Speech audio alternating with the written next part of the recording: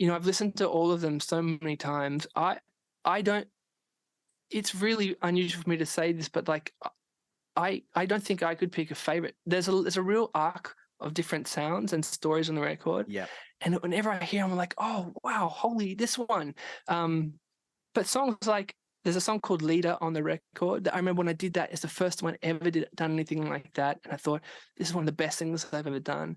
But then that single I was just telling you about, I felt the same way. A single I put out 2 weeks ago, Dying Star, is something I've always wanted to put out a song like that had those kind of lyrics and those sounds. So yeah, I mean, I hope other people agree with me, because if you start thinking this way, you go, "Oh, maybe I'm insane," because only an insane person would rate themselves this highly.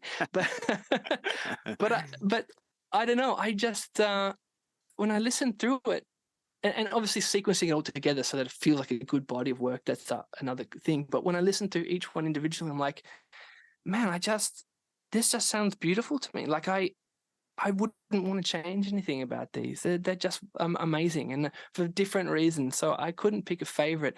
But I mean, that's a really. I'm not typically the kind of person that big ups myself, but when I sat back and finally finished this, I was like, it's so nice to get to a point in life where you can say that about something you've done Mm, and not be ambivalent about, like, it's pretty yeah. good, but I also don't like these things. I think I got lost here.